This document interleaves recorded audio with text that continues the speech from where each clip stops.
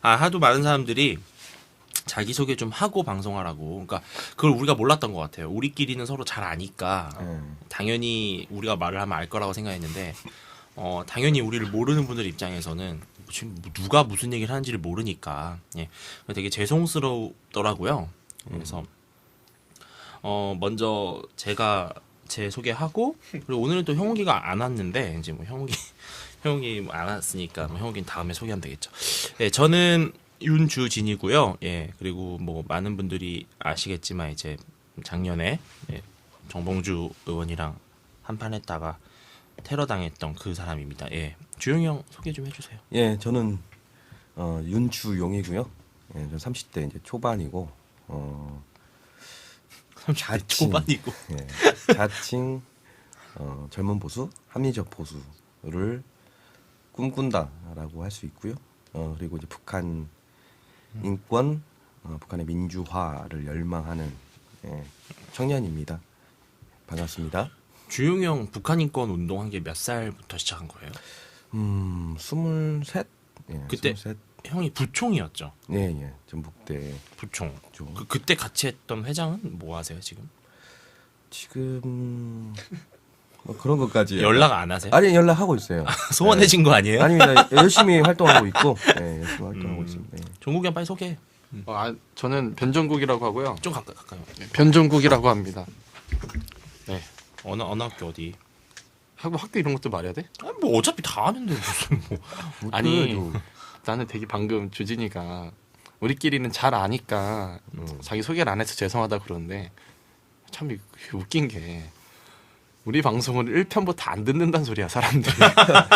그렇죠. 근데 우리 제가 낙곰수 듣는 것도 경로를 살펴보면 어떤 식이었냐면은 제가 낙곰수를 처음 들었던 게 홍준표 편이었어요. 홍준표 편. 홍준표 의원 나왔을 때 그 편이었는데 몇 회쯤? 그게 24회인가 그런데요. 22회인가? 잘 모르겠어요. 정확히 모르겠는데 그때 홍준표 의원 편을 듣고 좀 일단 분노가 치밀어 올랐고 분노가 치밀어 오르고 그 전부터 낙곰수 얘기 엄청 많이 했었잖아요. 막 어른분들이 야 낙곰수 한번 들어봐라, 제발 한번 들어봐라, 뭐 그런 거 이제 그러다가 이제 낙곰수 그때 듣고 재밌어져가지고 이제 21회씩 다시 올라가면서 듣는 경우가 많아요. 그러니까 우리가 왜 중요하냐면은 그게 매회 방송마다 우리 소개를 해드리는 게 처음 우리 방송을 접하는 분들한테는 예인 것 같습니다. 예. 그러니까 그래서 다시 소개를 해야 돼. 어제도 말이 길어졌어. 뭐가요? 아니. 예, 뭐 다 했잖아 지금. 그래. 예. 제대로. 네, 종국이 형, 변종국. 나이 몇 살이에요? 28이요. 28. 28이고 주진이한테 짐을 넘겨주었던 네, 이제 한때 한국 대학생 프로를 이제 뭐 처음 만들어서 이렇게 뭐 열심히 하고 있었고 지금은 강연 다니고. 강연도 다녀요? 네. 어디서? 칼럼 뭐 얘기 있어요. 칼럼 모임점 같은 데 가는 거 아니에요? 일단 불러주면 콜. 그렇죠. 칼럼 많이 쓰고 있고 그다음에 지금은 원래 직업 자체는 대학원생이죠. 대학원생. 네, 대학원네. 대학원에서 열심히 시험 보다가 아주 밤새고 공부하다가. 종국이 형 대학원 전공이 뭐예요? 정책학? 정책학. 행정대학원 정책학 전공. 오케이, 알겠습니다. 오늘 형욱이는 못 나왔어요. 형욱이가 뭐 집안에 일이 있어가지고 못 왔는데 이렇게 아니 한간에는 형욱이가 안 그래도 말이 없잖아요. 그래서 네. 외국인이라는 말이 있어. 실제 진짜 우리끼리 떠들었던 그냥 웃자했던 얘기가. 그러니까 직접 보면 살짝 듣고 이거 외국인이라는 말을 듣고 보면 살짝 어눌한 게 있거든. 그래서 이렇게 인식되니. 맞아. 잘 웃잖아요. 맞아. 그러니까 안 그래도 말 없는 애가 생긴 건 어느 전혀 쪽이야? 방송도 사장님 나빠요. 막 이쪽이야 아니면 뭐 어느 쪽이야? 모르겠는데. 아무튼 나는 너무 웃겼어. 댓글들 보면 박원순 시장이 매일매일 하나씩 빵빵빵 터트리고 있어요 요즘에. 요즘에. 그러니까 솔직히 말하면 박원순 시장의 요즘 행보가 거의 뭐 2012년 대권을 겨냥한 아주 진짜 압축적이고 되게 인텐시브한 그런 행정을 보여주고 있는데 뭐 저는 사실 맨 처음에는 박원순 시장이 선거에 나올 거라고 생각을 했었어요. 대선에. 대선에? 네, 제가 아는 분 중에 한 분이 저한테 살짝 귓속말로 어떤 말을 했었냐면은 박원순 시장이 이미 저쪽에서 내정돼 있다. 저 문재인 안철수 저거 다 쇼고 박원순 시장이 대권 후보로 이미 결정돼 있고 전교조랑 민주노총이 다 박원순 밀고 있다. 밀고 있다. 근데 나는 그 말을 듣고 약간 신빙성이 있다고 생각을 했던 게 아니 정교조하고 민노총은 밀 수 있지. 그렇죠. 박원순 왜냐하면 시장. 전교조도 그 창립 과정을 보면은 박원순 시장이랑 무관하지가 않고 민주노총도 이 민주노총이 이 형성되는 과정에서 박원순 시장을 또 떼어놓을 수가 없더라고요. 그래서 저는 이게 박원순 시장이 만약에 나온다는 시나리오를 가정하고 쫙 이렇게 문제를 풀어봤는데 재밌어? 아니 일리가 있는 거예요. 일리가 있는 거야. 그래서 아니 그렇게 맞추기 짜맞추기 시작하면 그거예요. 이게 쫙 보면 또 궤도가 딱딱딱 맞는 게 있거든. 주진이가 인기가 많은 이유가 있어. 얘가 정론지랑 이 시사 야, 일요 시사 뭐 주간 기와 막. 뭐 무슨 뭐 있잖아 그런 거. 찌라시. 걔가 여기로 왔다리 갔다리 하다가 근데 솔직히 정론지는 잘 안 가. 찌라시에서 말했던 것 중에 뭐 사실 거짓말로 드러난 게 뭐가 있냐? 많지. 아니 대부분 내가 거짓말로 드러났나? 그러니까 찌라시지. 뭐 시사 신문 사람을 한번 만났는데 그 사람이 그러는 거야. 네. 자기는 기사 막 쓴대. 왜냐면 주진이처럼 카더라는 무조건 쓰는 거야. 왜냐면 그거 하나 걸리면 대박이야. 재밌잖아. 그렇지.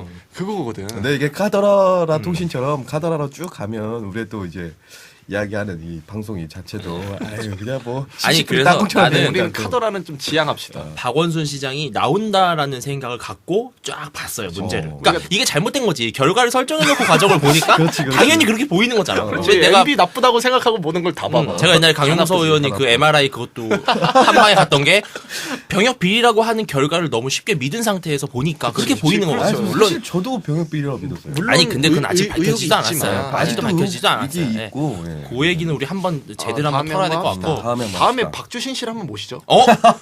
박주신 이런 얘기 내 친구 중에 진짜 박주신이 있어. 이름이. 아니 저한테 맨날 윤주신 씨 힘내세요. 윤주신 씨 수고하세요. 그래서 제가 그래서 저는 윤주신도 아니고 주진우도 아니에요. 제가 맨날. 아 웃겨. 근데 박원순 시장이 나온다라는 가정을 제가 왜 했었냐면은 이게 너무 절묘하게 맞아 떨어지는 게 이게 시민단체의 힘으로 박원순 시장이 그렇죠. 시장이 됐잖아요. 그렇죠. 근데 지금 야권연대라든지 민주당이 자신들의 어떤 정치적 기반을 갖고 지금 대선을 치르긴 너무 어렵기 때문에 이 제야에 있는 운동권 시민 세력을 완전 총집합을 시켜서 얘네들이 여론을 몰아가야만 지금 대선이 가능한데 네.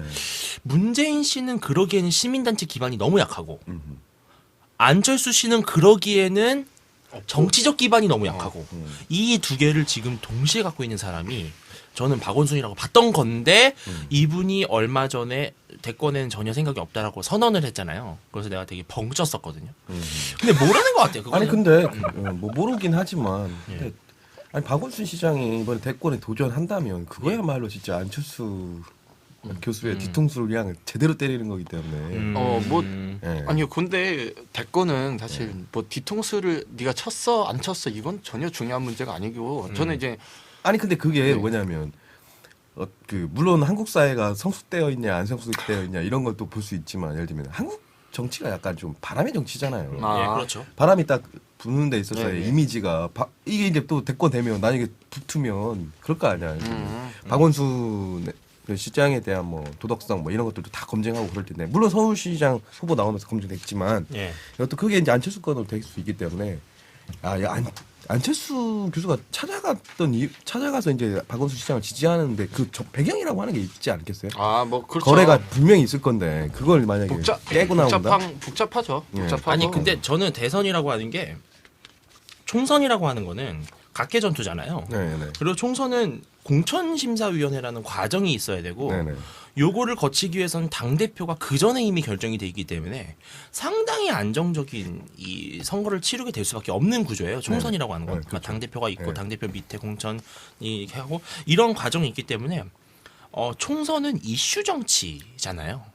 이슈가 어떤 바람으로 가느냐에 따라서 결과가 네, 네. 결정되지 인물 정치는 아니란 말이에요. 맞아요. 예. 근데 대선은 누가 지금 만약에 야권에서 야 이거 진짜 사람이 없다. 만약에 안철수 씨가 난 안 나간다라고 선언하고 뭐 문재인 씨는 지지율이 뭐 몇십 프로도 안 나오고 막 이런 상황에서 누가 있을까 하다가 이거 역시 박원순밖에 없는 거 아니야라는 말 나오면 시민의 뜻으로 난 나온다라고. 아니, 옛날에 또 오세훈 씨가 그랬잖아요. 일리 있어, 오세훈 일리 씨가 오세훈 씨가 원래 뭐 서울시장 안 나온다고 선언까지 했던 사람이었는데 갑자기 강금실 바람 부니까 사람이 없다. 그때 그쵸. 이제 예. 맞아요. 예. 그때 누구지? 지금 행안부 장관님 누구죠? 지금 행안부 장관. 몰라. 맹영규. 맹영규. 원래 맹영규 그때 당시 국회의원이 서울시장이 거의 뭐 확실한 한나라당 후보였단 말이에요. 그리고 맹영규 그 당시 의원이랑 강금실 장관이랑 비슷했어요. 근데 갑자기 오세훈 시장이 튀어나오는 바람에 맹영규 장관 완전히 뭐 그냥 뭐 전혀. 아니 뭐 대권 안 나가겠다, 총선 안 나가겠다 이거는 예. 그렇게 따지면은 우리 역사상 대통령 되신 분들 정기은퇴 몇 번씩 했는데 김대중 대통령도 몇 번 했어. 정기은퇴 몇 두 번 번, 했죠. 두 번인가 네. 세 번인가만 했을 거고. 아니 이번에 유해창- 민주당 김한길 그 물론 이제 당 대표는 안 됐지만 그분도 정기은퇴한다고 기사 난 적도 있고 예. 오세훈 시장은 예전에 2008년 대선 즈음에서도 자기는 전혀 뭐 대선이나 국회의원 이런 관심 없고 뭐 이랬었어. 변호사에 충실하겠다고. 근데 또 나왔지. 이거는 그 어떻게 될지 모르죠. 어떻게 될지 모르는 거고. 그러니까 그다음에 또 말씀하세요. 일단은 이제 재밌는 게 우리 방송이 물론 카더라는 지향하고 있지만 네. 뭐 주진이가 이렇게 던져놓은 게 혹시나 맞으면 어떻게 대박 치는 거지. 대박 치는 거야? 그러니까 우리가 박원순이라고 하는 사람을 진짜 우습게 보면 안 되고 무서워요. 아, 그럼 아니, 진짜 그럼 무서운 그건 엄청 사람이에요. 무서운 사람이죠. 네. 그 네. 박원순 시장 처음 서울시장 나왔을 때 대부분의 보수 중도이신 분들도 뭐 박원순 정도면 괜찮지 않냐 이런 의견이 있었는데 이 박원순에 대해서 모르시는 분들이 너무 많아가지고 그냥 무슨 단지 뭐 희망 제작소인가요? 네. 이사 아름다운 재단 이사장 뭐 이렇게만 알고 있는데 이 박원순이라는 사람은 대한민국의 진보의 역사를 쓴 사람이기 때문에 맞아요. 그렇죠. 수많은 방법론들을 진짜 그럼요. 적용시켜서 성공시켰고 지금의 그 참여연대를 네. 만들었던 아, 이거 참여연대 거의 전교조 창시자라고 볼 수 있고. 진짜 참여연대 다 참여하잖아. 민족문제연구소 그러니까 참여연대. 이 민족문제연구소도 제가 얘기를 들은 게 박원순 시장이 사제를 털어서 만든 그래.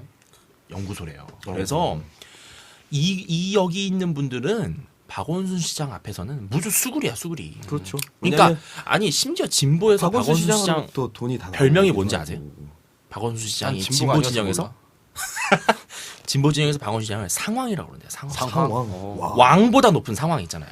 상황. 네, 상황. 박원순이 상황이래요. 그래서 보수의 상황은 이거 보수의 상황? 박정희. 보수는 그러니까 박원순 시장이 이 대권 나온다라는 얘기가 왜 이게 그 또 아주 솔깃한 얘기였냐면은 이건 카더라. 이건 진짜 카더라인데 70년대인가 80년대에 87년도 민주화 되고 나서 당시 진보 진영이 목표로 삼았던 게 2012년이었대요. 아니, 네. 알았어. 그때 87년도부터 25년 내에 진보 정권을 만든다라는 게 이게 야 그렇게 따지면 예. 그럼 만들었잖아. 너무 아니 근데 DJ 노무현은 아니고 진보 진영에서는 진보 정권으로 분류 안 해요. 그래요? 보수 정권으로 분류해요. 예.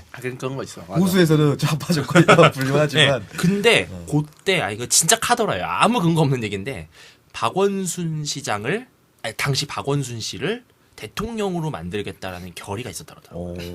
이거 진짜 카더랍니다. 이거 아무 근거 없는 얘기인데 근데 왜 얘기하는 거야? 아니 근데 그만큼 무서운 분이라는 거예요.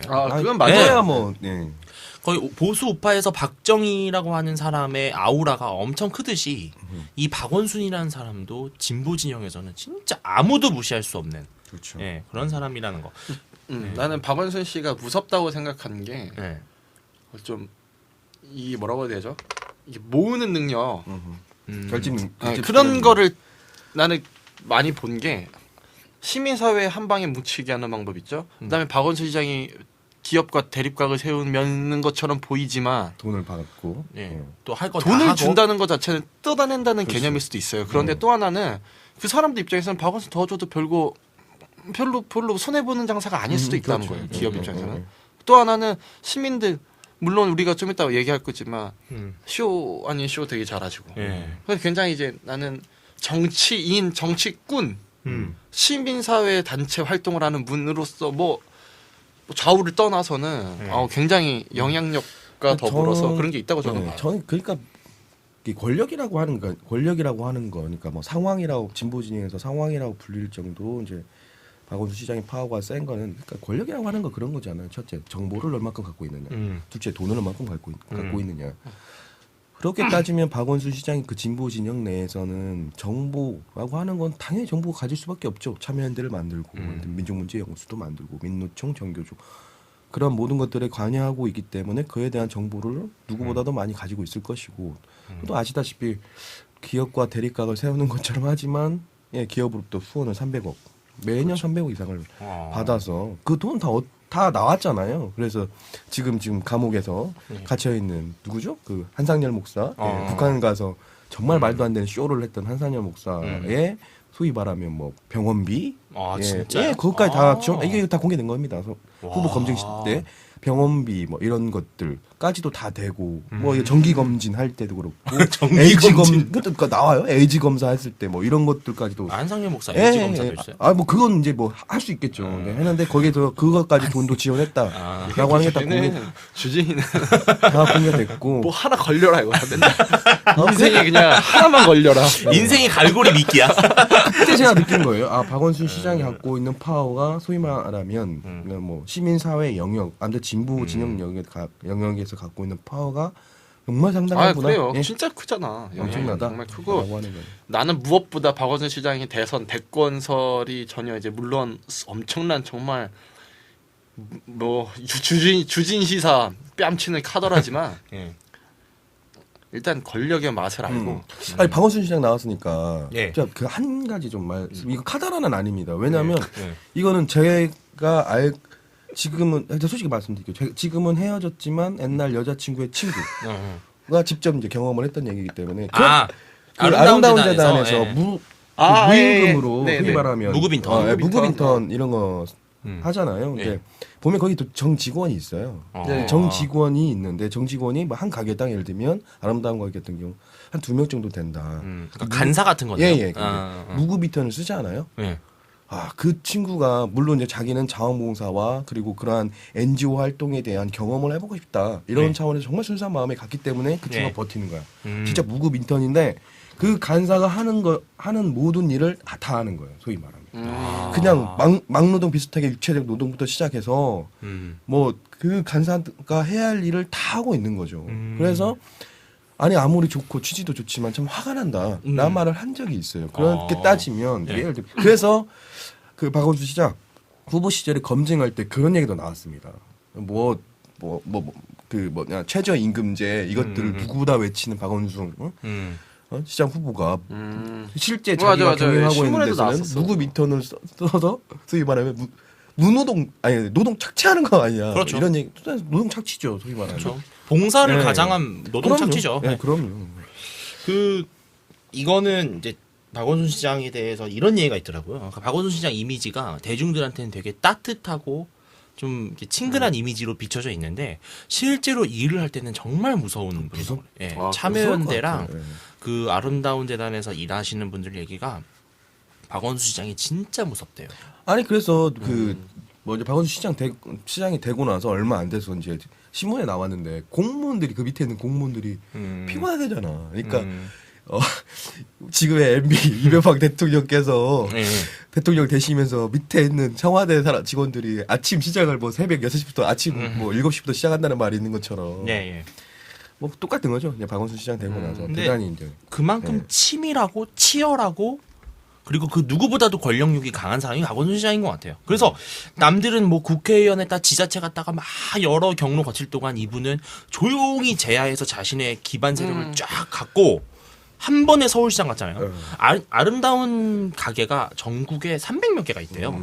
아름다운 가게의 목표가 뭐냐면은 전국에 있는 시도 모든 행정구에 하나씩 가게를 두는 게 아름다운 가게의 확장 목표예요. 무섭다, 무서워. 근데 진짜요. 자 생각해보세요. 이거는 한마디로 대선 캠프예요. 그러네. 진짜로 전화를 딱 시키면 대선 캠프가 되네. 아니 뭐 한나라당 한나라당 도봉구 시도당 뭐 사무실 이런 거 가보셨어요? 아무것도 없어. 그냥 명패밖에 없거든요. 근데도 그 시도당이 있다는 것 자체가 되게 무서운 영향력을 미치는 건데 아름다운 가게는 심지어 사람들이 거기서 활동을 하고 주민들과 소통하고 대화를 하는 곳이란 말이에요. 연락선이야, 연락선. 그렇죠, 한마디로. 그러니까 진짜 무서운 거거든요. 또 좋은 이미지도 또 포장되고 그렇죠. 예. 근데 동아일보에서 단독으로 터트린 기사가 이제 이번에 시민단체 공익 활동을 펼치는 비영리 단체의 서울시 지원 현황이 이제 뭐 박원순 시장의 입맛에 맞게 바뀐 거 아니냐 뭐 그런 얘기가 있는데 일단 죄송해요. 일단 여기 당사자가 탈락을 했어. 여기 주영이 형이 지금 사무국장으로 있고 전에 대표했던 북한인권 학생연대도 아니 근데 평가 결과가 보통이 뭐예요? 아니 이게 미흡, 보통, 양호, 탁월이점 한마디로 C야. 그렇죠. 예. 근데 왜 이렇게 못했어요? 아니 근데 그 아카데미로 그 저희가 공모 사업을 쭉 진행해 왔었고 예. 아카데미 사실 결과를 놓고 보면 뭐 이 정도는 아니에요. 그러니까 그냥 보통. 아니 내가 왜 이렇게 크게 웃냐면 아니 이게 지금 방송이 아니 영상이 아니라 그러는데 주영이 형 표정이 이 정도는 아니에요. 아주 민망하다. 아니 그러니까 아니 그래도 매 회마다 100명 정도 듣고. 근데 진짜 자전거 투어도 엄청 흥행했었잖아요. 그래 예. 우리 방송 때도 말했잖아. 전화만 하면 아카데미 하고 있다고. 아니 근데 술집에서 뭐 아카데미 하세요? 하는 것 같아. 아카데미 뭐 하세요? 책 봐. 뭐 하세요? 아니 보통 그냥 그러니까 뭐 음. 아무래도 이제 그 뭐 전문적 우리도 뭐 전문적 뭐 이런 건 맞긴 한데 예. 그런 단체들에 비해서 조금 이제 학생 뭐 이런 그렇죠. 대학생들이 하는 그래서 거니까. 이렇게 하는 거니까. 그리고 전문 일단 시민단체가 아니니까. 아카데미 사업 같은 경우에는 다른 단체도 많이 하잖아요. 예. 그만큼 경쟁력이 치열한 부분이고. 레드오션이다. 네, 그럼요. 그래서 다른 뭐 좀 딴 것 좀 하지 그랬어. 아니 다르게 그 뭐 열린 북한 방송 같은 경우에 탁월 이렇게 평가받았잖아요. 탁월. 아니요. 열린북한 방송이 양호. 양호? 네, 양호? 양호. 네. 양호? 탁월은 진짜 별로 없어요. 거의 네, 없어요. 거의 네. 없죠. 양호인데 그렇게 될 경우 열린 북한 방송 무조건 잘 했지만 방송은 이제 좀 블루오션이잖아요. 아니 근데 이제 보니까 보통이 진짜 많아요. 보통이 제가 지금 그래. 평가 등급표 138개 단체에 대한 평가 등급표를 또 보고 다 있는데 분석하고 있구나. 네, 네. 쫙 봤는데 미흡이랑 탁월은 거의 없고 네. 보통 이제 양호 네. 아니면 보통 네. 보통이에요. 보통. 그러면은 보통이 제일 안 좋다는 거네. 아니 그러니까 그렇잖아. 근데- 뭐 미흡이라 이런 게 없다며. 아니, 근데 있어요, 우리가 미흡이. 되게 잘했을 것 같은 그런 단체들 있잖아요. 네네. 뭐 예를 들어서 뭐 서울 역사 문화 포럼 이런 분들이 이제 뭐 하시는 분들이냐면 이제 역사 탐방 같은 거 하시는 분들인데 그러니까 이런 가르치고 교육하는 단체들은 대부분 보통이고 그럼요. 이제 어떤 말씀드리지 예, 않았습니다. 어떤 가치를 창출하고 제작 컨텐츠를 미안이 되진 만드는 않아요. 단체들이 이제 양호가 많고 그렇죠, 예, 그렇죠. 탁월이 녹색 어머니 연합회 이분들은 진짜 탁월하신 분들이에요. 예. 그 아침에 이거 들고 계시는 그래 분들 그거는 있잖아요. 우리 초등학교 때부터 있었잖아. 이분들의 그리고 바다사랑 실천 운동 시민연합회 이분들은 독도사랑 신앙송대회 이런 거 한 번 하면 쫙 모이는 거예요. 돈도 별로 안 들고. 어허. 600만 원인가밖에 지원을 안 받았어요 서울시에서. 어, 근데 이런 분들이 그렇군요. 이제 탁월하지. 근데, 어허. 근데 주영이 형 맨날 술 먹고. 제 개인 돈으로 술 먹기 때문에. 근데 절대 재정적인 면에서는 절대 문제 없는데. 근데 이제 그 아카데미가 조영이 형 이게 우리가 좀 솔직해질 필요가 있는 게 이 방송을 듣고 있는 사람들 우리가 이제 흔히 많이 올리는 게 이제 우리 블로그에 올리고 예. 일베에 올리고 팟캐스트에 올리잖아요. 예. 이게 듣는 사람 중에 주영이 형 아카데미 출신 몇 명 있을까 나 궁금해. 있을 겁니다. 적지 않을 걸요. 적지 않을 겁니다. 예. 적을 거야. 그래서 아무튼 동아일보가 보도를 했어요. 동아일보가 이제 보도한 내용은 뭐냐 하면은 이번에 이제 서울시에서 비영리 민간단체 지원 사업을 접수를 받는데 네. 기준 자체가 너무 작년과 달라서 완전 다르죠. 다른 어떤 북한 인권 관련된 단체들이 이 신청을 할 게 없다. 없었습니다. 실제 저희가 한번 말씀을 좀 해주세요. 제가 저희 이제 북한인권 학생연대도 이제 매번 아카데미를 통해서 오세훈 시장 네. 당시에는 저희가 지원 공모 사업에 당첨이 됐다고 해야 하나? 공모 사업에 이제 통과를 해가지고 당첨. 공모 사업에 통과를 했고 지원을 받았어요. 이제 받았는데 음. 근데 하기 전에는 매년 이제 그 설명회 같은 거 합니다. 공모 사업 설명회를 진행하는데 공모 사업 설명회를 딱 갔는데 분야가 없는 거예요. 아, 이번에 예, 아예 과거에는 3월쯤에 했죠. 뭐, 예, 과거에는 통일 교육 분야도 있었고 그다음에 뭐 사회 통합 부분에서도 뭐 탈북자나 뭐 이런 것들도 있었고 예. 다 있었거든요. 예. 근데 보니까 할 수 있는 게 없는 거예요. 저희가 그래가지고 저희가 아카데미 자체로 낼 수도 없었고 예. 그래서 제가 변경을 했습니다. 사업 내용을 뭘로 변경을 했었냐면 예. 우리 기획팀장이 열심히 준비했었는데 그게 뭐냐면 탈북 청소년들과 함께 네. 그리고 남한의 청소년들과 그리고 우리 대학생들이 그 탈북 청소년들을 위해서 온 지 얼마 안 되고 적응도 안 되고 그러니까 예. 새로운 제2의 고향이 되자라는 음. 차원에서 서울 시내 곳곳을 돌아다니면서 이제 탐방하는 거. 그러면 이거는 뭐 문제될 게 없는 거잖아요. 북한 인권이랑도 별로 관련이 없는 거고 사실. 예. 까놓고 얘기해서. 근데 물론 예. 탈북 청년들을 아, 그렇죠. 뭐 위한 이런 것인데 떨어졌어요. 아, 그러니까 신청 자체는 예전에 했던 거는 아예 항목이 없어서 못했고 못했고 새로운 항목으로도 했는데 떨어졌다는 네, 거죠. 떨어졌죠. 아 그러면 이거는 항목이 없어서 못한 게 아니라 항목이 있는 거에 맞춰서 했는데도 떨어진 그렇죠, 거네요. 떨어진 거죠. 예, 예, 예. 그렇습니다. 이게 근데 떨어진 이유가 네. 뭔진 모르죠, 그렇죠? 우리는 알 수 없지. 아니, 그렇죠. 왜냐하면 그것도 아니 근데 솔직히 툭 까놓고 얘기할게요. 예, 솔직히 말씀드리겠습니다. 예, 박원순 시장 되고 나서 예. 저희 북한 인권 학생회대가 이제 서울시 저는 비영림이 민간 단체에 서울시로 등록돼 돼 있기 있죠. 때문에 예, 예, 예. 당연히 서울시 공모 사업에 이제 참여하는 건데 예. 박원순 시장이 되고 나서 아마 우리는 힘들 거다. 음. 앞으로는 박원순 시장이 음. 서울시장으로 있는 한 예. 아마 공모 사업은 참여하기 힘들 거라고 예상은 하고 있었기 때문에 충격이 좀 덜했어요. 근데 그게 진짜 현실이 된 예, 거죠. 예, 역시나가 그게 이제 현실이 역시나. 된 거죠. 역시나가 예, 됐구나. 혹시나가 역시나가 됐고. 예. 아니 근데 저는 그래서 전 정말 다행인 게 제가 이제 작년에 한국대학생 포럼 NGO 단체에 등록을 했는데 저는 사실 그걸 예상했어요. 제가 예상했어요. 6월 달이었어요. 제가 등록할 때가. 근데 그때가 이제 주민투표 청구인 모집할 때였거든요. 나는 이거 봤어. 서울시 힘들다고. 서울시 힘들다. 그래서 내가 교갑으로 한 거예요. 어허. 그때 교갑으로 했는데 그때도 재미있는 문제가 뭐냐면은 교가부가 NGO 단체 등록 대행을 누구한테 맡기냐면 위탁을 교육청에 맡겨요. 아 그래. 교육청장 누구야? 교육청 교육감. 곽씨 있잖아. 곽교육감, 네, 곽교육감이 또 교육감인 거야. 그러니까 나는 너무 억울했던 게 진짜 힘들었어요. 신청 절차가. 어허. 까다롭고. 그러니까 모르겠어요. 이건 그냥 나의 그냥 추측인데 내가 심지어 어느 얘기까지 했냐면 그 주무관한테 전화해가지고 이거 혹시 이런 거 아니냐. 나 이거 언론에 터트린다고.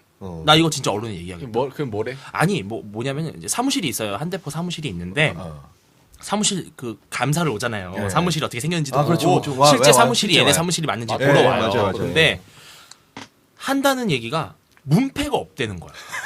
명패가 없대 문에. 그래서 그 종이로 단 거냐? 네, 그래서 우리 안판에 한 거야. 그게 그래서 한 거야. 그래? 문패가 없는 사무실이 어딨냐? 그래서 내가 바다 이야기 같은 거 문패 없이 하지 않았냐? 그거 왜 우리한테만 그러냐 했더니 또 다른 핑계를 대는 거야. 또 뭐래더라?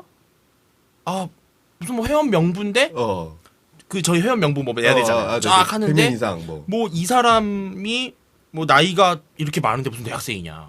그래서 요즘 나이 많은 대학생 많다. 29, 8 대학생 많다 했더니 이상하다는 거야. 나 찍은 거 아니야? 그 나이가.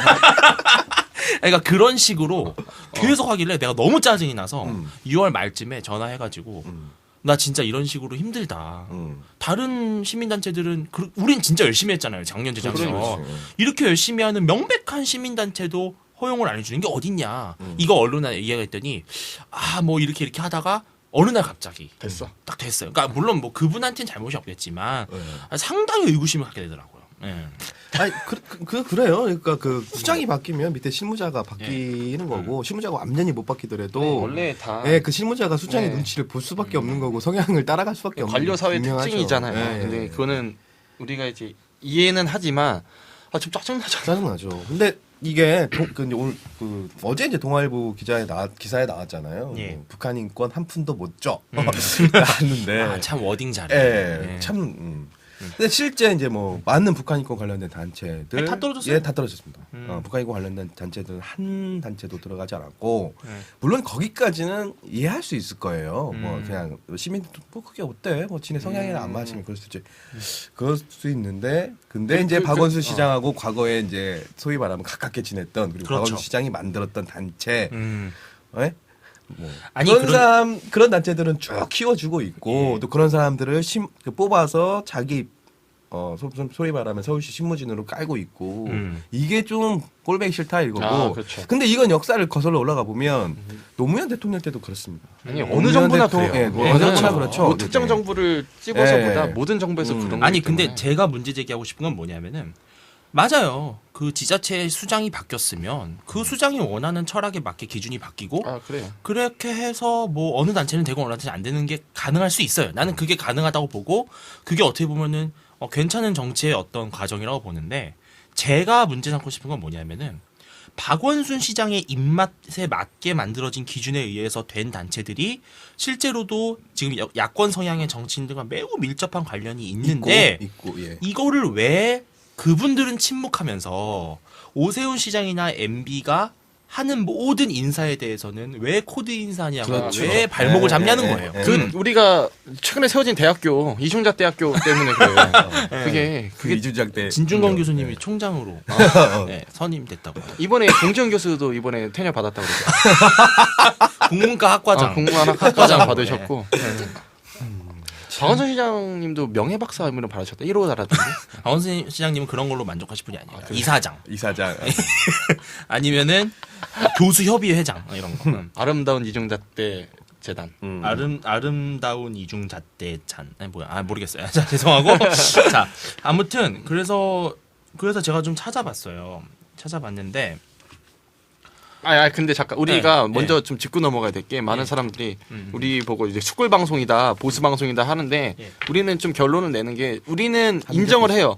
그거 예를 들면 코드 인사 이런 그 아까 말했던 그 집권 통치자의 성향과 어떤 국정 방향에 따라서 크게 전환이 되고 이런 거는 이런 정치 생리학적인 생태학적인 건 아니, 인정을 해요. 아, 솔직히 네. 그래요.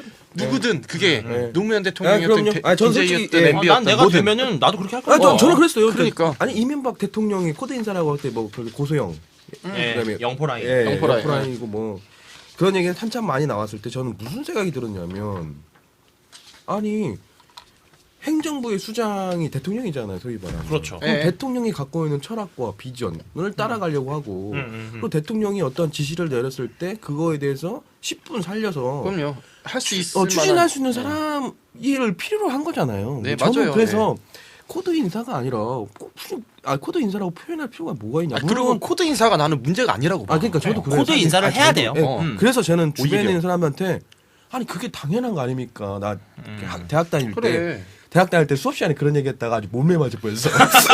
몰매 맞을 뻔했는데 여하튼 저는 그렇게 그래 생각해요. 아니 심지어 야구 감독, 축구 감독이 바뀌고 아니, 코치이 그럼요. 다 바뀌는 네, 건데. 아니 우리가 이걸 역간제라고 하잖아요. 역간제. 아, 그래요. 스포일 시스템이라고 하는데 스포일이라고 하는 게 노략질이라는 뜻이잖아요. 네. 그러니까 이 정치가 원래 스포일 시스템. 그러니까 이기는 사람이 노력하는 거예요. 맞아요. 전리품을 가져가는 건데. 그래서 선거에서 지면 안 된다는 거야. 네, 근데 문제는 뭐냐면은 박원순 시장이 똑같이 그렇게 하고 있다라는 걸 국민들이 알아야 된다는 거예요. 그러니까. 네, 근데 박원순 똑같이 시장이 하고 하는 있어. 거는 더하면 더했지. 더하죠. 훨씬 더합니다. 더해요. 훨씬 제가 더합니다. 지금 이 NGO 목록을 오세훈 시장 때 NGO 지원을 받은 목록들을 보면은 오세훈 시장이랑 전혀 맞지 않는 성향의 단체들이 상당히 많아요. 네. 특히 환경 관련 단체들이 진짜 많고.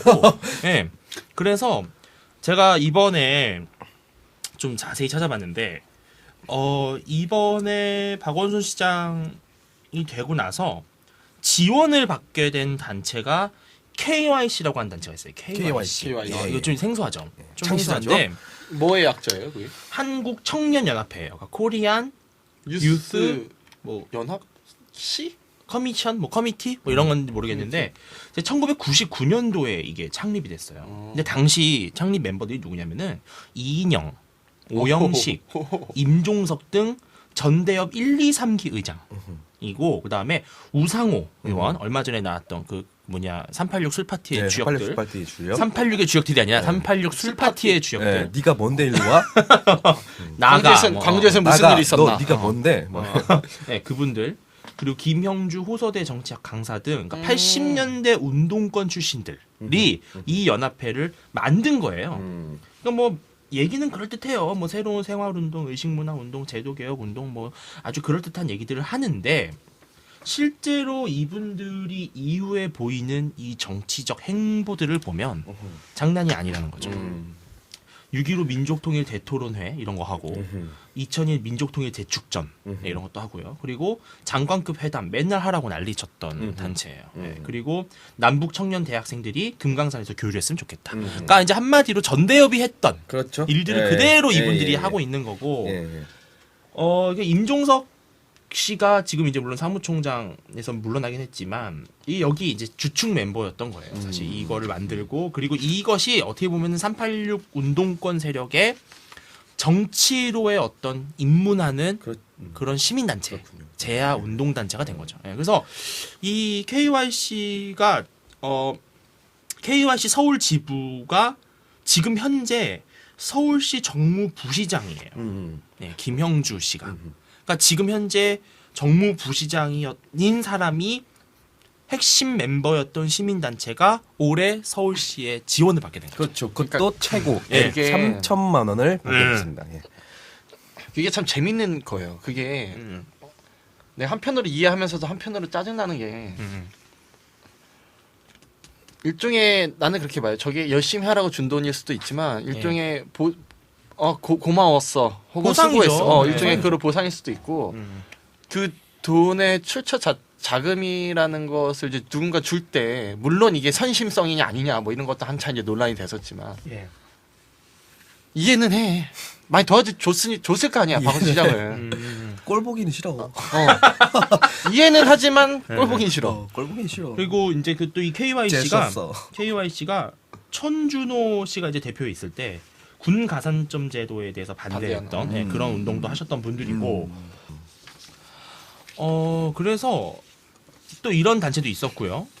그리고 여기 나온 단체 중에 동서남북 포럼이라고 있어요. 동서남북. 나 그건 들어봤는데. 네, 동서남북 포럼이라고 하는 단체가 있는데 여기도 이번에 신규 지원을 받았어요. 예, 신규예요, 신규. 근데 요 단체를 제가 또 홈페이지를 가봤더니 역시 6.15 정신 계승 그리고 남북 통합 평화 통일 그리고 뭐 벽을 문으로 그러니까 뭐 이런 구호들을 보니까 그러면 예. 주영 형도 6.15 정신을 살려봐.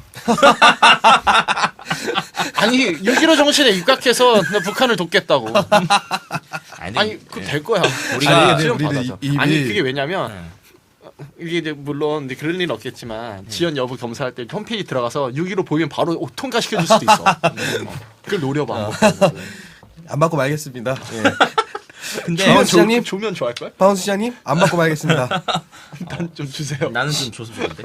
근데 박원순 시장을 공개 지지 선언을 했던 좌파 시민단체 220개를 뉴데일리가 보도한 적이 있어요. 네, 맞아요. 그것도 대단한 것 같아. 오, 220명의 뉴데일리. 명부를 공개했는데 여기 다 있어요. 이번에 지원을 받은 단체들이 여기 다 들어가 있어요. 그러니까 그 얼마 전에 그 서울 지하철 공사인가요?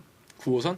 아니요. 그 문제 말고 지하철 그 기술 부장인가를 임명하는 것도 네. 맞아요. 그 박원순 심각하죠? 시장의 그 선거 예, 캠프의 맞습니다. 노조 담당자 맞아요. 그 사람이 예, 노조 출신이고. 이분이 노조 출신이라서 사실 경험도 별로 없고 예. 예. 그래가지고 그 기술 담당하는 모든 사람들이 아니 어떻게 기술 부장이라고 하는 직책이 대단히 중요한 자리잖아요. 그게 왜냐면- 엄청 중요하대요. 아니 당연히 중요하죠. 왜냐하면 그 뭐 안전이나 아니면 뭐 지하철에 어떤 문제가 발생했을 경우에 그걸 누구보다 더 신속하게 대처를 해야 하고 그런 부분에서 기술적으로 뛰어날 그게 대단히 중요한 자리임에도 불구하고 예. 아니 어떻게 기술부장이라고 하는 자리를 소위 말하면 진짜 말 그대로 코드 인사를 할 수가 그러니까 본인은 있느냐. 아니라고 해요. 박원순 시장은 아니라고 하고 또 조선일보 고소까지 했는데.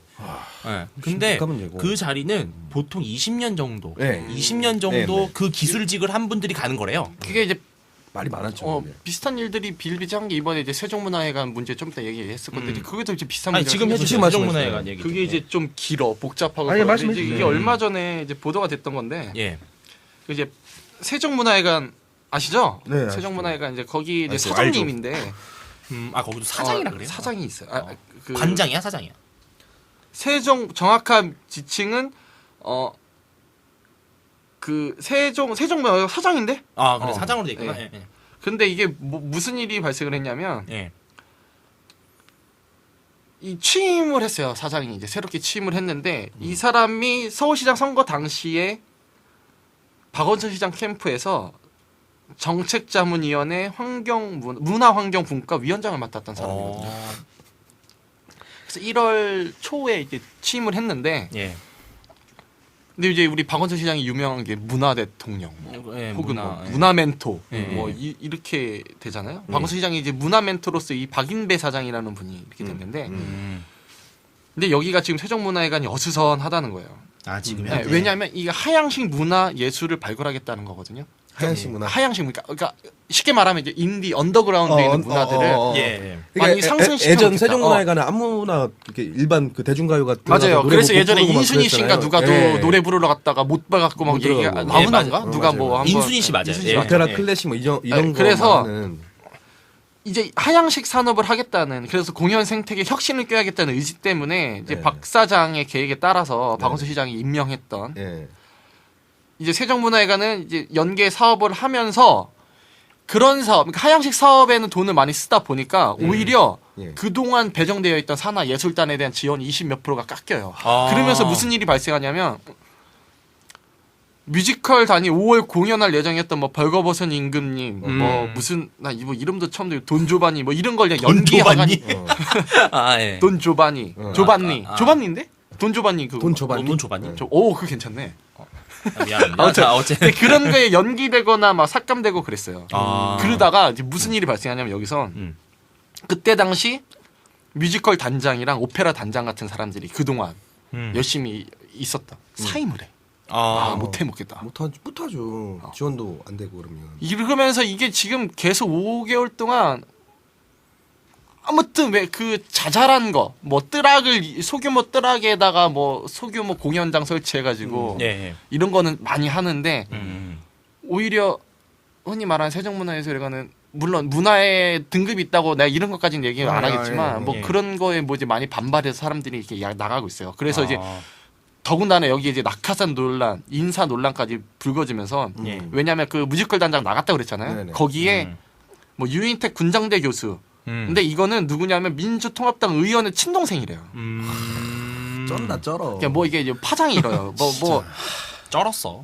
그다음에 신설된 문화예술교육팀에 박 사장이 취임 전 예술감독으로 있던 극단의 대표가 이제 임명이 되었고 뭐 이래가지고 세종문화회관 인사추진위원회 이제 한번 또 알아보니까 인사추진위원회, 그러니까 한마디로 심의위원회가 박 사장이 직접 선임한 사람들로 구성되어 있다. 아 진짜요?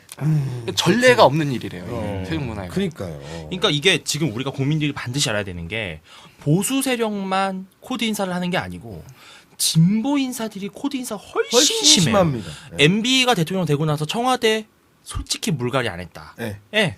각 그거는 국장, 뭐 예. 그건 말 많고. 각 국장급들 그대로 노무현 예, 참여정부 맞아요. 때 예, 인사들 예. 그대로 유지해서 정책이 하달이 안 되는 거야. 아, 맞아요. 예. 예. 참 그거 뭐 보면 참 그런 대통령이 얘기 그냥 딱해요. 네가 알아서 편집해. 아 그런 얘기 있잖아요. 그러니까 뭐 청와대에서 행정관 이렇게 행정관이면 소위 말하면 실무를 책임지는 이제 그렇죠. 그 세포와도 같은 존재인데 직책인데 야 그 행정관이 과거에 참여연대 출신. 아 그러니까요. 예, 그런 게 그래서 너무 내가 많다는 거고. 어느 술자리에서 누가 농담 삼아 그러더라고. MB 지지율이 가장 안 나오는 곳이 청와대래요. 아 그래요? 청와대에서 만약 정말 MB 뭐 신입 투표 이런 거 하면은 아마 안 될 거래. 그렇지. 아이 그러니까. 그러니까 우리나라도 이게 변희재 대표님이 말씀하신 게 맞는데 우리나라도 각 행정부처의 국장급이 결정권자잖아요. 국장급. 예, 예. 국장급 이상은 대통령이 나가면 다 나가야 돼요. 그렇죠. 우리 미국은 그렇잖아요. 다 나가고 멋있잖아. 한 편으로 쫙 들어오는 거야. 나가서. 그렇지. 그래야 우리 같은 사람들도 국장 한번 하는 거야 나중에. 아니 그러니까 많은 사람들이 MB 코드 인사 이런 걸 비판하는 사람들은 좀 정치 최근에 보는 사람들이고 이제 과거를 전망하는 사람들 오히려 그냥 아무 말 안 해요. 원래 다 그런 거 아니에요. 그럼요. 근데 그게 무뎌지면 안 된다는 거예요. 물론 네. 낙하산 인사가 자연스러운 현상이지만 그게 그렇다고 해서 해도 돼 이건 아니거든. 그렇지. 물론 이제 그 우리가 주장하고 싶은 건 그거잖아요. 현실에 맞는 정말 실무 경험 있는 사람들에 대한 낙하산이면은 그게 뭐 낙하산도 아니겠지만 예. 좀 뭔가 좀 있잖아. 좀 제대로 하라는 거야. 하려면 이렇게 하지 말고. 그렇죠. 그렇죠. 예. 네. 충분히 검증되고 네. 예, 뭐일 잘할 것 같으면 아니 솔직히 주영 형이 만약에 대통령이 됐어. 우리 뭐 한 자리 안 주겠어? 한 자리 안 주는데 나는 뭐 사회운동하고 대학원 다녔고 뭐 이랬지만 갑자기 주영 형이 나보고 막 뭐 여성부 뭐 장관을 줘 예를 들면 말이 안 되는 거죠. 말이 안 되는 거야. 그런 거 말이 안 된다. 우리나라 여성들 망하죠. 뭐 변정국이 뭐 시민사회 무슨 위원회 무슨 위원장 하나 주면 그렇지. 뭐 사람들이 뭐 하긴 뭐 종국이 뭐 했으니까 이렇게는 된다고. 그렇죠. 예. 예. 주진이 뭐 네. 대변인 뭐 주진이 뭐 맨날 입으로 먹고 사는 애니까 하면서 되지 막 갑자기 뭐 주진이를 막 거기 막 축구 위원장 뭐 이래봐. 그럼요. 그렇죠. 축구 신어본 적도 없는 애인데. 근데 있어, 그렇게 미즈노- 현재 박원순 시장이 네. 무모한 그렇죠. 무모한 코드 인사가 벌어지고 있다. 이걸 문제 삼고 싶은 거지. 예, 그렇죠. 근데 그 이제 우리가 이번 2012년 대선이 왜 진짜 중요하냐면요. 사실 보수 세력도 그런 인사, 코드 인사를 제대로 한 적도 없지만 없지. 지금 진보 진영에서는 참여정부 때 더 강하게 밀어붙였어야 된다라는 지금 후회가 있는 거예요. 이분들이. 그러니까 조국의 진보 집권 플랜을 보면 뭐라 그러냐면은 말뚝을 박아야 된다는 얘기가 나와요. 맞아요. 네, 정권을 뺏으면 대놓고 얘기해. 네, 대놓고. 말뚝을 뽑아버려야 된다 그랬나요? 아무튼 아주 발본색원에서 이 보수 우파 세력을 아예 싹 정리해야 된다. 지금 이렇게 이를 갈고 있는 사람들이기 때문에 이번 2012년도가 진짜 쉽지 않을 것 같긴 해요. 그래서 이명박 대통령이 맨 처음에 취임했을 때 흔히 말하는 보수 굉장히 이제 강력 보수에서는 김대중 노무현 때 있었던 그게 말뚝이 예. 박혀 있던 잡초였던 간에 뭔가 다 뿌리 뽑았어야 되는데 이명박 그렇죠. 대통령이 그걸 못했다. 못했죠. 못했어요. 지금 글쎄. 양쪽 노선이 전부 다 위태위태. 예, 그래서 잡탕 형식으로 되어 있다고. 어디가 뿌리가 굉장히 깊어 있는 것도 아니고 예. 어디가 그렇다고 해서 뭐 뽑혀 있는 것도 아니고. 아, 예, 그러니까 맞습니다. 이번에 근데 이제 중요한 거는 보수권에서는 이번에 누가 대통령이 되든 간에 뭐 김박 뭐 누구 중에서 누가 되든 간에 대통령이 그런데 거기서 과연 이렇게 발본색원할 수 있을 만한 의지가 있느냐. 근데 자판을 거기에 합니다. 대해서 많은 보수들은 다 회의가 예, 진보는 하고 합니다. 있어요. 진보는 해요. 김대중 정부 들어서고 나서 실제 뭐 카더라죠. 왜냐하면 그 어떤 것들 공개된 건 없죠. 근데 이건 저는 카더라라고 얘기하고 싶지 않아요. 예, 뭐 분명한 사실이라고 저는 믿는데 김대중 대통령 되고 나서 실제로 그 전까지 이제 김영삼 대통령까지는 소위 말하면 지금의 새누리당 쭉 전신이잖아요. 네. 거기에 그쪽을 통한 모든 정보 라인을 죽이기 시작해요. 예, 진짜 죽이기 시작하고 아니 뭐 있잖아요. 국정원이 김대중 좀 그런 것도 대통령이 되고 나서 뭐. 국정원에 뭐 북한 파들 라인을 500판명을 다 제거하는 네. 뭐 그러면 물론 이게 자기 국정 철학하고 맞지 않기 때문에 그렇게 할 수 있지만 그런 것부터 시작해서 소위 말하면 정보 라인 자체를 싹 죽이죠. 그리고 예. 노무현 때 활용 정쟁을 찍습니다. 예. 그리고 노무현 대통령 때 활용 정쟁을 찍으면서 새로운 정보 라인을 그러니까 소위 말하면 자신들의 좌파 진영들을 중심으로 한 정보 라인이 쫙 탄생이 돼요.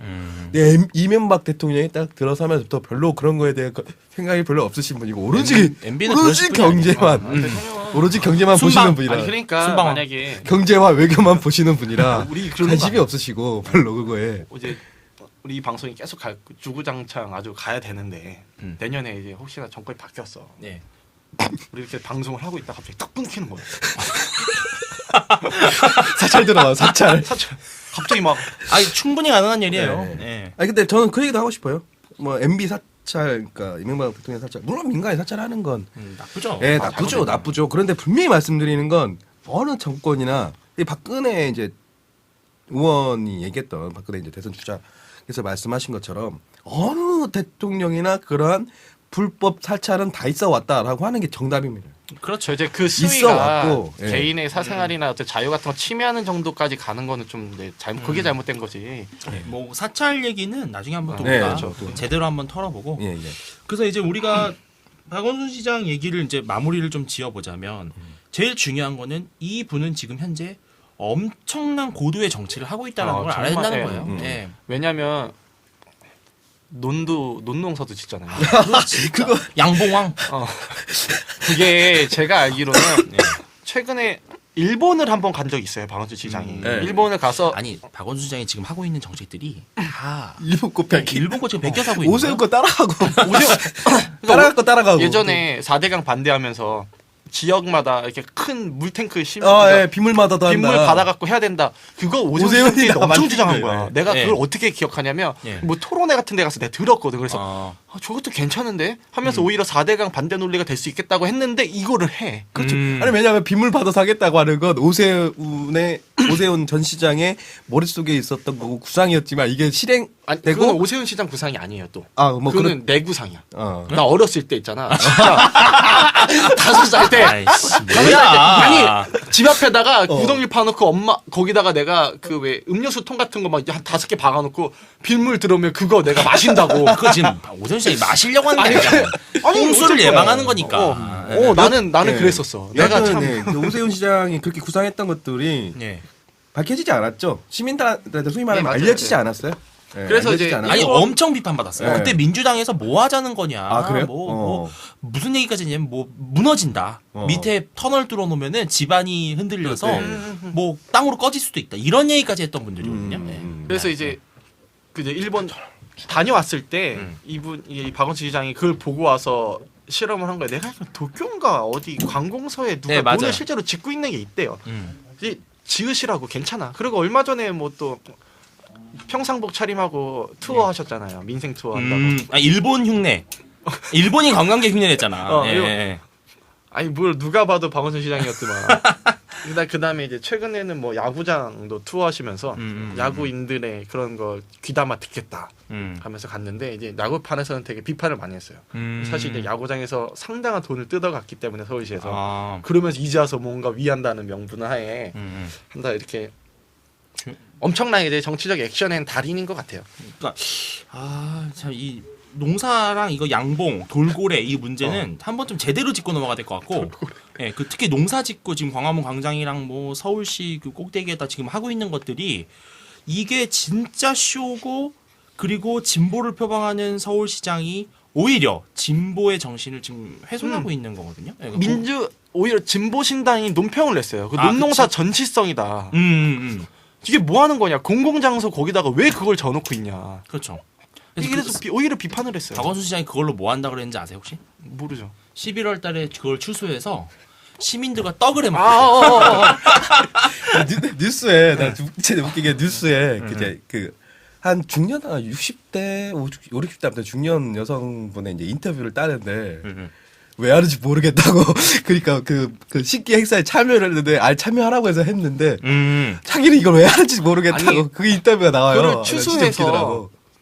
떡을 해 먹겠다면 오히려 이제 농사 짓는 분들한테 네. 쌀을 오히려 사세요 그냥. 그렇죠. 그냥 뭐, 현금 주고 사면 돼. 사세요. 아니 그러니까 그리고 예. 그 떡, 그 벼한테는 미안한 말인데 모내기한 그 벼한테는 되게 우리나라에서 공해가 가장 많은 곳이야. 그렇죠. 서울이. 서울 예. 한가운데. 진짜 그러니까 거기서 나오는 사실 벼가 뭐 그렇게 양질의 벼일 거란 생각도 안 들고. 진짜 웃기더라고. 나는 진짜 무슨 아니, 말이 안 야, 나오다. 그거 하는 거 보고. 야 유기농만 먹어 요즘 사람들 다 그 뭐 친환경만 진짜 진짜. 그러니까 그리고 또 그 참 웃기는 논리가 뭐냐면요. 이게 뭐냐면요. 봐봐요. 박원순 시장이 논농사를 지금 짓는 이유가 뭐냐면은 농업의 친화적인 도시를 만들어서 결론적으로는 그거잖아요. 농업을 하시는 분들에 대한 어떤 존중심이라든지 네. 이분들의 사회적 가치를 우리가 발굴하자는 건데 아주 간단한 논리로 말하면은 지금 우리나라 쌀이 너무 많아서 사실 많아요. 문제예요. 쌀을 안 먹는데 쌀농사 짓는 사람들은 너무 많아. 그래서 정부가 이 쌀을 돈 주고 사고 있어요. 네. 네네. 다 거의 다 대부분 사. 지금 농부들의 지금 이거 뭐냐면은 쌀 공급이 너무 많으니까 쌀값이 지금 똥값이라는 건데 거기에 박원순 시장이 박원순 시장까지 농사를 지어버리면 원순 쌀.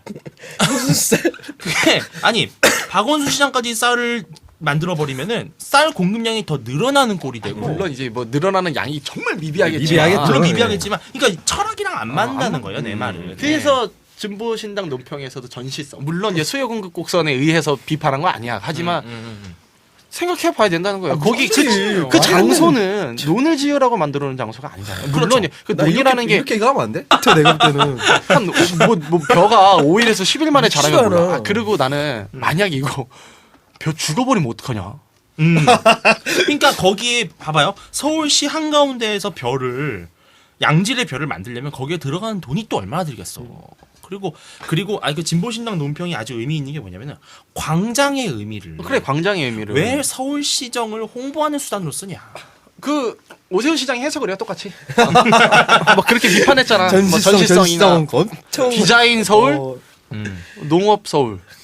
그러니까 우리가 이 박원순 시장에 대해서 앞으로 우리가 좀 체계적으로 짚어보고 이 서울시정을 어떻게 지금 한마디로다가 박원순식으로 하고 있는가 그런 거를 좀 얘기를 해야 될 것 같아요. 그리고 결론을 얘기하면 우리는 박원순 시장이 싫어서 미워서 비판하는 게 아니라 이렇게 해야지만 박원순 시장 여기 한번 나와줄 거기 때문에 그거 하나 노리고 있는 거야. 아니 그 박원순 시장 그때 만났잖아요. 저 사진 찍은 거? 그때 근데 그게 MRI 사건 터지고 얼마 아니었을 거예요. 3월 초였거든요. 알아봤어요? 알아봤어? 아예 못 알아본 못 알아봐요. 거였어. 근데 아니 길을 가는데 덕수궁 앞에 이렇게 걸어가고 있는데 진짜 낯익은 남자가 그 너털 웃음을 지으면서 헤헤 이러면서 있는 거예요. 앉아 있는 거야. 그래서 어디서 진짜 많이 본 것 같아. 근데 박원순 시장인 거예요. 근데 그래서 내가 순간 내가 지금 이 시점에서 뭘 해야 될까 되게 고민했거든요. 뭘 보지 아니 저는 그래서 MRI 문제를 좀 물어본다던가 아니면 서울시정에 대해서 토론을 제안한다던가 이런 제가 하려고 하다가 너무 치졸한 것 같아서 사진 찍었어. 그래서 에라 모르겠다 사진이나 찍자 그래서 사진 찍었는데 박원순 시장이 되게 왜소하더라고요. 되게 왜소하시더라고요. 키도 되게 작고 생각보다. 그러니까 박원순 시장님이 얼굴이 좀 작으신 편이잖아요. 아, 그래요? 네, 오세훈 시장 얼굴 진짜 커요. 내가 오세훈 시장 도봉산에서 주민투표 그 유세하는 거 따라갔었는데 와 멀리서 보면 얼굴밖에 안 보여. 예. 근데 그 보좌관들이 다 인정해. 우리 시장이 얼굴 크다고. 근데 그건 나중에 얘기하고. 그래서 참 박원순 시장을 우리가 좀 주의 깊게 볼 필요가 있는 것 같아요. 예. 낙곰수가 MB에 대해서 좀 집요하게 물고 늘어지듯이 우리도 좀 박원순 시장 문제에 대해서 뭐 MRI 얘기도 한번 해보고. 박원순 시장님이 여기 나와주시는 그날까지, 혹은 우리를 알아봐주시는 그날. 그런 분들을 좀 모시자는 거랑. 그다음에 아예 굉장히 불편한 만남을 조성하자.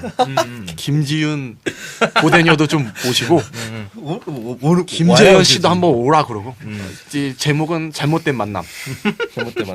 잘못된 만남. 그 배경 음악은 잘못된 만남 노래가 나와야 돼. 괜찮죠. 넌 근데 날부터 그게 막- 10초 이상 쓰면 안 돼요. 저작권. 그래요? 9.99초만 쓰고 한 9.99초 쓰고. 쓰고 2초 쉬고 또 바로 아니 그건 안 되지.